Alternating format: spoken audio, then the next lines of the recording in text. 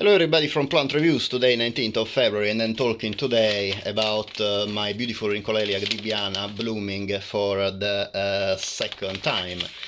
This year, last year it bloomed in March, and this year decided to bloom in February.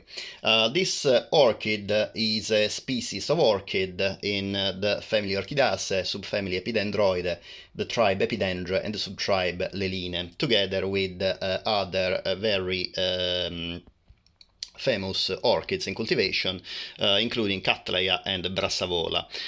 Indeed, this plant was actually classified previously in the genus Brassavola. However, it is a quite different plant, and not only for the flowers but also for the leaves that are much wider and larger than Brassavolas. You can see here a hybrid between a Brassavola cucullata and a Cattleya purpurata. You can see the very slender leaves and very pointy, that this is a typical feature of the Brassavolas. So even in a hybrid you can actually see the Brassavola affecting the shape of the leaves, but in this one you can see clearly that the shape is very different and a lot similar to Cattleyas, that you can see several Cattleyas at the back. These Rhyncholaelia is a genus of orchids that includes Rhyncholaelia digbyana, this one, and Rhyncholaelia glauca. The leaves are kind of similar, but the flowers are very different, because Rhyncholaelia glauca doesn't have this beautiful frilly lip that the Rhyncholaelia digbyana has. This plant, Rhyncholaelia digbyana, is native to Central America, in particular Costa Rica, Mexico, Guatemala, Belize, and Honduras. And in Honduras it was declared the national flower in 1969. The plant is medium to large sized, and it's an epiphytic plant growing on other trees. The plant can grow up to 35 centimeters tall, 35 to 40 centimeters tall. You can see the pseudobulbs are about 15-20 centimeters, and the leaves as well can reach 20 centimeters in length. And a feature of the leaves is that in addition to the ovoidal shape, they are kind of blue-greenish. They have this kind of powdery appearance, and this powdery appearance is due to the fact that this is a kind of protection of the leaves against the sun rays, probably supposed ultraviolet rays, and the heat that tend to burn the leaves of some species. This is a plant indeed that grows in full sun, and this is its defense against the sun. But it's still something that this plant really needs, in my opinion, to bloom. And this is a feature, this is an aspect very important to consider when you want to cultivate this beautiful species. Every pseudobulb bears a leaf, and as you can see, and if cultivated well, from each pseudobulb grows a flower, a single flower, that is this of a very pale color, is like greenish white. Both the two lateral petals and the three sepals are very similar in appearance, waxy and greenish white, and greenish white as well is the lip. However, the lip is a lot, you can see how it is a lot bigger than petals and sepals, and also it displays the typical feature of the Rhyncholaelia digbyana, this beautiful fringed lips so hairy and almost ethereal, kind of feathery as well. And in the lip you can see the throat of the flower that is green, sometimes can become emerald green. Also you can see in the enclosed by the lip, the column of the flower, that is basically where the sexual organs of the flower are. The pollen is at the top of the column where my finger is pointing, and then just below the part where the pollen is, you can see as a kind of quadrangular area, green, the stigma of the plant just below where the pollen is. You can see this quadrangular green area, and this is the area where the stigma is and when the pollen needs to be deposited for pollination. The flowers can be pretty big. In my case, they're about 10 centimeters wide. You can see basically the difference in size, I mean the comparison with my hand. However, it can reach 18 centimeters in diameter. This plant is the second year that this plant is blooming in my house. It bloomed for the first time last year, and for the first time in its life, because as you can see, I bought this plant as a medium-sized plant, but it was a seedling. You can see all the pseudobulb are extremely small, and this is the feature that this plant is not a division from an adult plant. So I was very proud last year. This plant managed to bloom and to produce two beautiful blooms last year as well. And I am very pleased that the plant produced the other two flowers this year.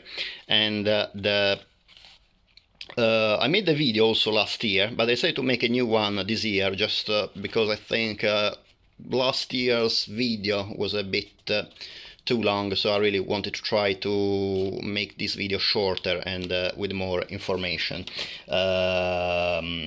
at least compacting the information is in a shorter video to make it a little bit better. About the flower, I already said about the size, so it can reach about 18 centimeters across, and in addition to the beautiful to unique shape, one of the most important features of Rhyncholaelia digbyana is the wonderful fragrance. The fragrance is a kind of lemony scented fragrance, and it is described as incredibly gorgeous fragrance and incredibly powerful. Now, last year, as you can see in my video, I described this fragrance as not particularly powerful. I have orchids that are much more powerful in fragrance, but I thought it was the first blooming of the plant. It might have been that the second year the fragrance would have been a lot stronger. Well, the second year is this year, and unfortunately I don't feel still the fragrance that strong. The fragrance is lemony, definitely, but it's not kind of like a nice lemon scent that some cattleyas have, like the Potinara Burana Beauty. I made a video, and this is a wonderful sweet and citrusy scent.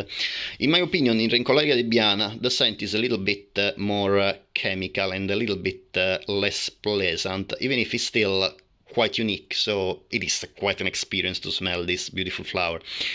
Also, this plant is described to have a very strong fragrance that can basically make the entire room or an entire house fragrant, and only at night, because it's a plant that I've seen is pollinated by moths.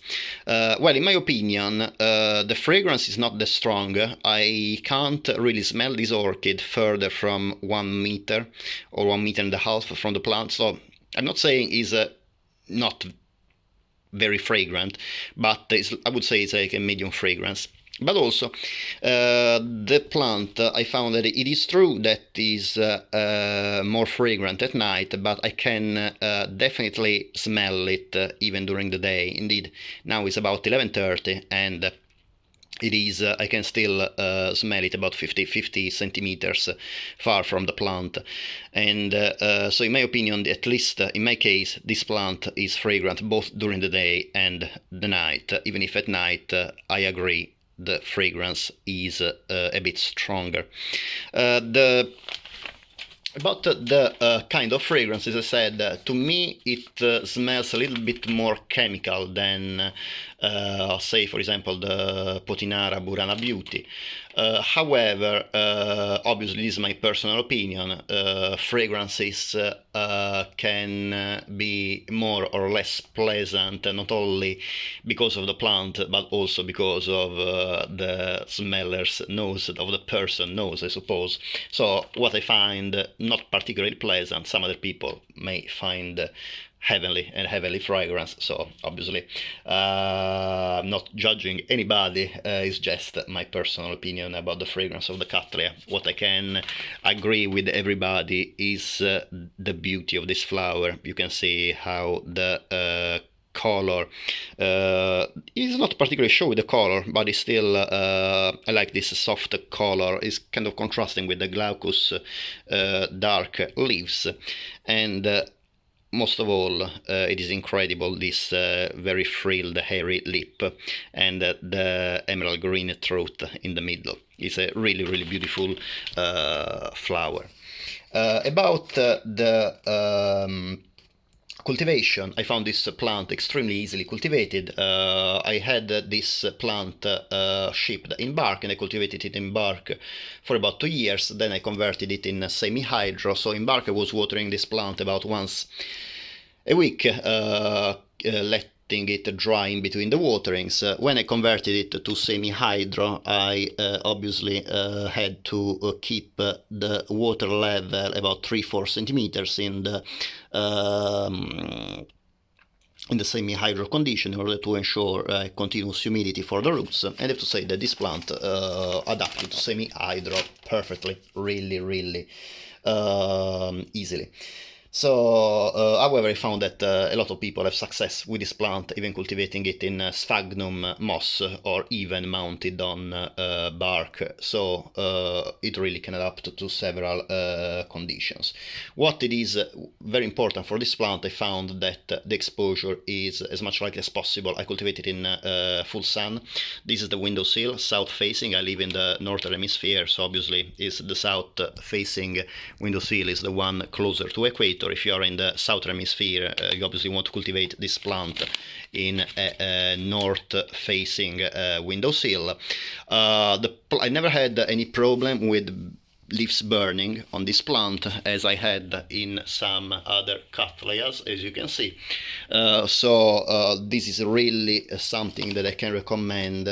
Just as an additional measure, I would probably put this orchid, if you're a first timer having this orchid, in an eastern windowsill when you receive it, if in case you receive it in spring or summer or early autumn.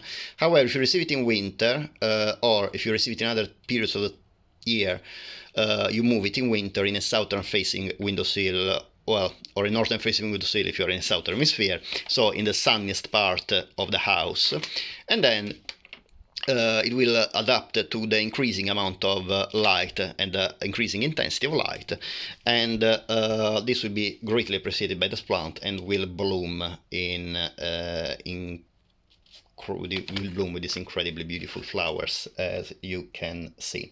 About the temperature, I keep it in my bedroom that has a temperature ranging throughout the year from about 20 degrees in winter to 30-32 degrees in summer, and the plants is loving it.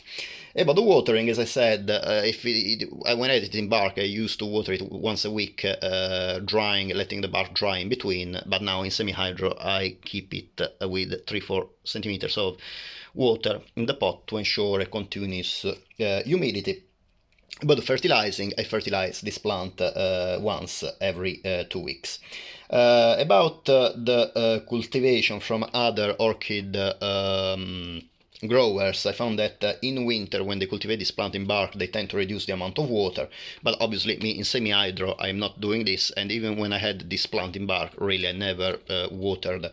I never reduced the watering, but still, because in the conditions I grow this plant, they are still quite warm. So I really didn't need any reduction in watering.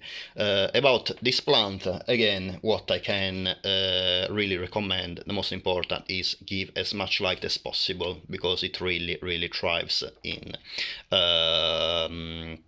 full sun in my condition. I cultivate it in southern England, in Kent. Obviously, if you live closer to the equator, you might need to give the plant a little bit less sun, but definitely if you live in Europe or at similar latitudes, I really would recommend to give full sun. I watched a video from another grower, an Italian, who actually cultivated this plant in full sun in Sardinia. So in Italy and in Sardinia, the sun is much more intense than in England, and still, thanks to this, he said probably the plant was able to bloom. So I completely agree with him that the plant really needs a lot of light in order to bloom in the way we all would like, so big flowers and intense fragrance. So I hope you enjoyed the video. Thank you very much for watching. If you would like to give a thumbs up if you like the video, would be great. And also if you like to subscribe to my channel if you like this video and my other videos, it would be absolutely appreciated, and in this way you would support me to make new videos and obviously share more information about the plants I cultivate. As usual, thank you very much for watching, and I hope to see you next time. Bye.